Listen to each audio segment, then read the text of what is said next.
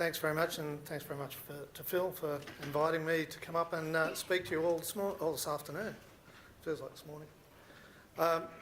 Just going to be talking about biopesticides and trying to give you a few of my experiences about applications and development of biopesticides, but I'm sure that there'll be more questions than there are answers.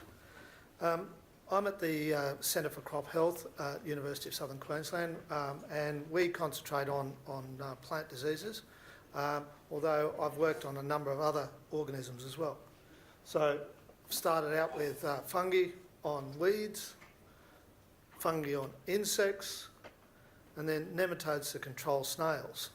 So quite a broad diversity of organisms and targets, but also gives you a bit of an idea of just some of the breadth that we're trying to work with. Phil asked me to talk about biopesticides, and biopesticides have a very broad definition, where we're looking at an agricultural chemical product, but we're also looking at it may be microbial, it may be chemical, and it can be with and without modification. So it's a very broad basis of what types of organisms we're looking at. If you look at the different groups, there's a number of different groups. You've got group 1, which is our biological chemicals. So these are things like pheromones and those sorts of things, which are derived chemicals. These are largely used in a similar way to chemicals. Then we have plant and other extracts, so plant extracts, neem and oil and those sorts of things which can be used as biological pesticides. Once again, very chemical.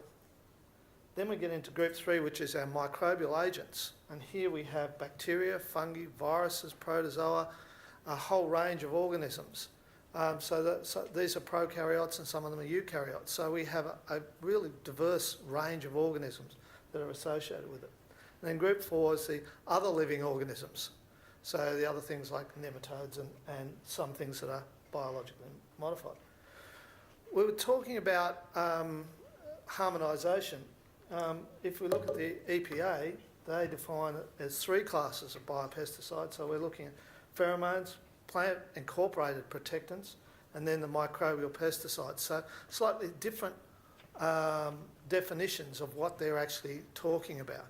So you can get a bit of a feel for the range of types of organisms and types of materials that we're talking about.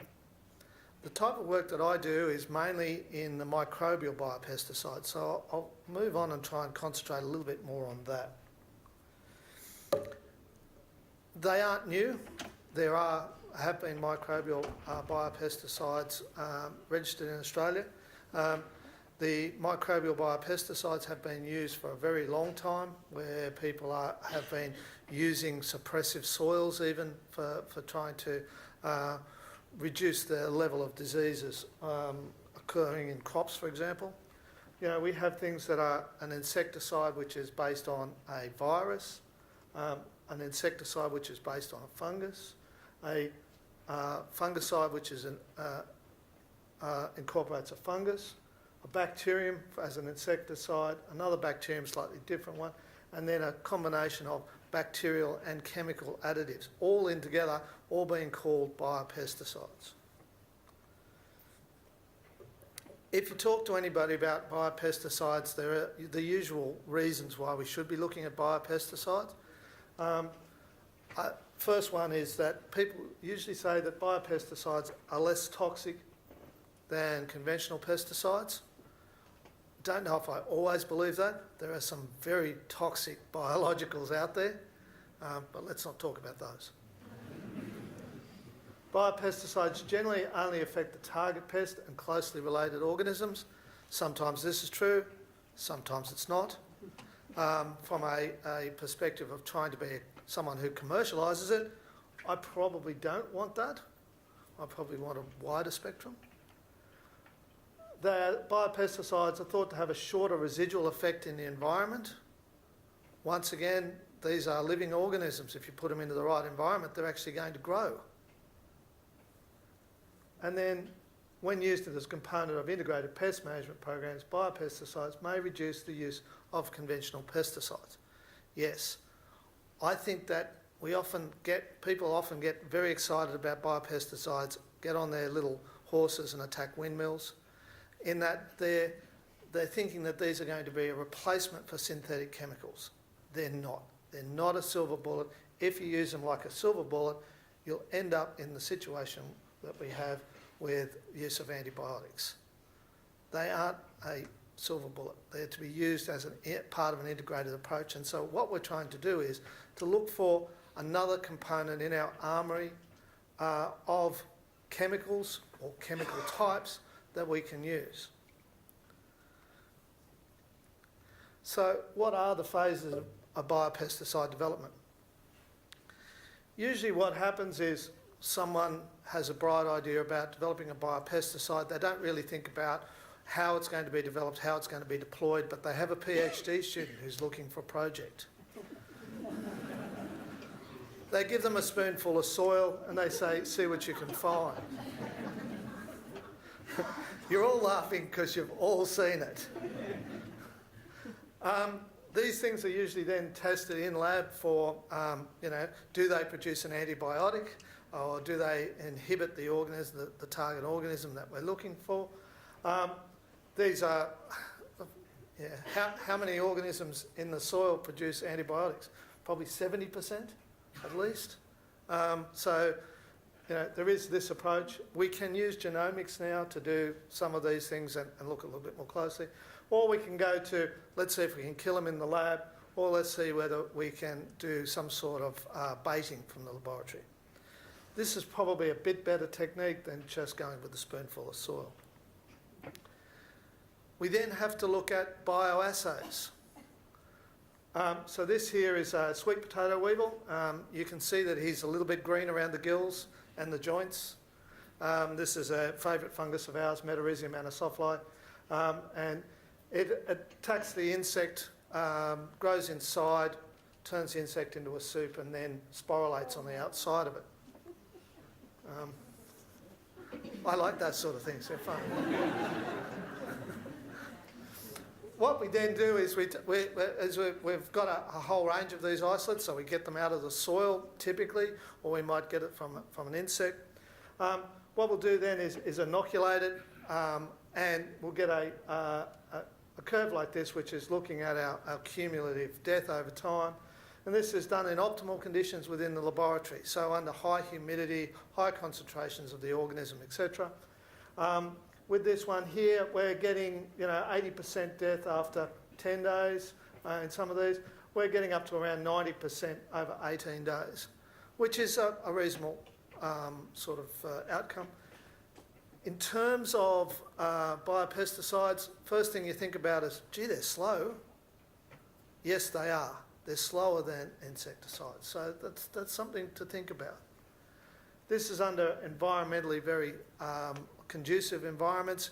If we were under a lower humidity, these values might be down about 60 or 70%. So can we expect 100% kill? Probably not in the field. We're also getting variation between isolates. So these are a whole range of isolates here. Some of them are commercial isolates, some of them are just our laboratory lab rats. But you can see that they're killing some of the organisms. This is a typical PhD fodder. If they don't kill them, what do they do? The other interesting thing is, when you're working with insects, is that we're also looking at some of the behavioural changes that occur in insects. So we can get a change in what they're doing in terms of fecundity, for laying eggs and the survival of eggs, etc. So getting 100% kill may not be a bad thing. We may also get other effects. So some of these ones here, so the IFF are the fungus-free males and the fungus females. So we're getting 22 eggs oviposited per female, down from 65. And this is irrespective of whether you're infecting the male or the female or both. So we're getting transfer of these biopesticides from our males to our females and from our females back to our males. So you can hit one sex or the other. You can use the actual male as a delivery system. if you were. It's a nasty surprise, but they will enclose their eggs. Some of them don't enclose their eggs, so the eggs being oviposited actually dehydrate. So 97% are enclosed, but we're down to 80% here, and then we have larval emergence. So we're getting an additive effect through all of that. We also get some interesting behavioural responses in relation to different types of isolates. So here we have a control isolate. This is in a very simple choice experiment. So we take an insect, we put it into a tube and let it go one way or the other, and we have determined if you stick a female down, they'll follow the female, so we do it in males and then females, so we've split all that sort of stuff up. A lowly virulent metarhizium and a control. So this is with a bit of sweet potato with water on it, or sweet potato with a metarhizium fungus on it. They don't care, they'll go to either one. If we put the highly virulent one on, they'll go to the control, they want to stay away. But if we mix the two isolates, they'll go for the lowly virulent one versus the highly virulent one. So they can actually detect which one is likely to be virulent. So this could be another way we could actually use some of those volatiles as a way of deterring insects.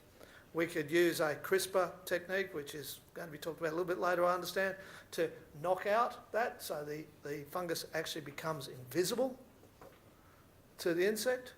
Or we could manufacture that particular chemical and apply it to keep the insects away. So there's lots of different areas you can go in. We can also get secondary transfer of conidia, especially in insects that tend to be a bit communal. And these are different insects. So you can see this one here or this one here very heavily sporulates on the cadaver of the insect. This one here turns into a woolly mass but doesn't sporulate a lot on it. So we can get secondary effects. So I'm saying these things are different chemicals. They reproduce, they move, they have effects that we don't expect to have. Then we need to go to scale up. This is about where PhDs start falling over, because you need to go to the next level to actually start to produce a lot of these organisms to do things with it. So this is an example with a metarhizium. Grow it on a plate, stick it into a liquid broth. We then inoculate rice, and these are in breathable bags at about 1 kilo. We then grow the fungus up, we powder it, we put it through a shaker, and we get out the spores at the end. So these spores here, there might be 70, 80 grams of metarhizium in one of those. And that's probably enough to do a hectare of stuff. We've done this with a couple of different things. This is, we're getting similar sort of loads out of this that you would in a commercial situation. But we've tried it in with nematodes. We've done a project with nematodes to control snails. We could only get the nematodes produced in 2 places. One was just outside of Canberra. The other one is in Germany. Okay. We gave them the nematodes. We gave them 5 nematodes each. The ones in Canberra could produce 2 of them. The ones in Germany could produce 2 of them, and they were the different isolates. The ones that we were producing in Canberra took us probably 3 weeks to produce enough to use, which is a very difficult thing if you're in a commercial situation. You go, I want it then. The ones in Germany, yeah, they could produce them in something like 5 to 10 days, but then they had to air freight them back in. So to actually get what we want, well, it was too expensive.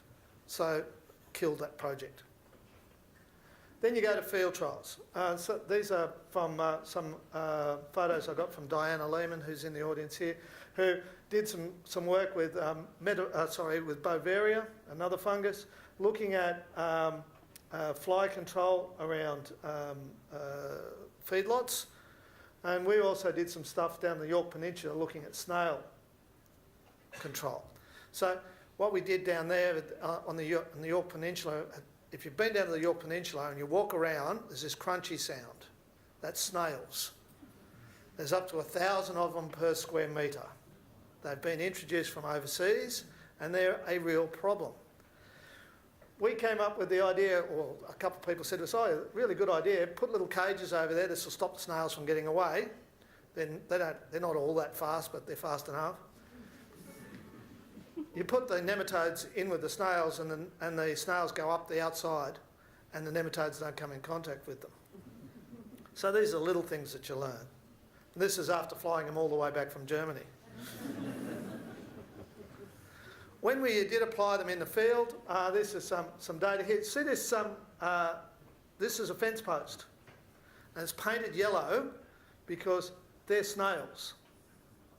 And one of the ways that we got this from the CSIRO, was that we could paint our snails on the fence post with a spray can. Then we could take them off and we could put them down and we could work out where they went. So we put different colours down. So we had red ones and blue ones and yellow ones. As a postdoc, a lot of people get really excited about that sort of stuff. So we applied these in the field, and we were applying these into 10 by 10, so 100 square metres in the field in a water formulation. This here is a chemical bait. This is a high, this is a low, and this is a no. You can see that we're getting okay sort of kills. We can get up to 60, 70%. We're getting a fair bit of variability, which was killing us. We needed more replication. But we could kill these things in the field fairly simply, but we couldn't get anybody to produce them cheaply and efficiently. So we can produce biopesticides, we can't get across that next loop. We can also apply whole genome sequencing and those sorts of things. We've been talking a little bit about that. So we've done some whole genome sequencing around the metarhizium fungal isolates. The fungal isolates are about 8 to 10 times the size of a bacterial isolate, so they're a little bit harder to get a good sequence of. However, when we look at different isolates of a fungus, so metarhizium anisopoli here, Acridium robertsii, these are all different species of metarhizium which have been used as biological control agents. If we go to this one here attacks locusts. This one's got a broader host range. This line indicates that they've got very similar genes, but they're in the same location. Sorry, they're different genes, but they're in the same location. These ones here have the same genes, but they're all over the place. They're actually being in the genome in reverse directions, etc. So even finding the gene doesn't mean that it actually works. The gene may be there, but it may be in the reverse orientation. It may not be associated with the other genes that it needs to be. We've used this to look for some secreted effectors. So these are small genes that are probably responsible for small proteins. And we've looked at variation. So the anisopoli is up in here, robertsii is in here, brunium's down in here. So there's a bit of variation in those. So we may be able to use that as an indicator for looking for a biological pesticide in these ones, if we correlate that to its ability to kill insects. However, if you get another one, this is another one of our secreted proteins that we looked at, there's very little variation in these ones here, which are the main ones that are used for biopesticides. So even though we've got the whole genome, we're still doing a lot of fishing looking for the right sort of markers to select for the right sort of bioherbicides or biopathogens. So what are the constraints? This is what I'm going to finish on. There are a lot. Why aren't there more? There's problems in funding. People expect that you put $100,000 in the kit, you'll get a biopesticide out of it. This has been the sort of thing that's been promised. Hey, we've got this really good bacterium that kills this fungus on a plate. We need $100,000 to turn into a biopesticide. That's not going to work. Lack of focus. There are so many different targets. There are so many different organisms. There needs to be concerted focus on that from an industry perspective. You can't just keep walking in and going, we want one for that, and we want one for that, and we want one for that. And these are all different things. Quality assurance is really important. If you get a metarhizium isolate and you then go to formulate it, the formulation is probably specific to that particular isolate. How different is that isolate? How different will it be? How much does it change Do you need to pass it through an insect before? Yes to all of those things. Knowledge around microbials. There's a lack of knowledge around these things where people are treating these as chemicals, but largely because we're calling them biopesticides. It's probably our own fault. We need to have greater understanding around the identification of these types of organisms. Whole genome sequencing is part of that, but what are these things actually doing? And around the ecology. Do they build up in the environment? Is that a good thing? How much do we need to build up? Those sorts of things. How are they going to have off-target effects? Efficacy data. Really difficult to get good efficacy data for these types of things because you need to get to a point where you can actually formulate it in a way that you're going to use it in the field to get good efficacy data. You don't do that until you've got a commercial partner. You don't get a commercial partner until you can show that you can kill something in the field. So there's a bit of a catch 22. I was going to say 32. I don't know. Yeah, it's coffees. And infrastructure. There isn't enough infrastructure around. Once again, this comes down to lack of focus and concentration. There are small pockets of people doing this sort of stuff around, but there's no consolidated infrastructure within a location where people can come in and say, will this work or won't this work? This work has been funded by numerous research organisations, done by numerous PhD students and postdoctoral students, and I'd like to thank them all. Thank you very much.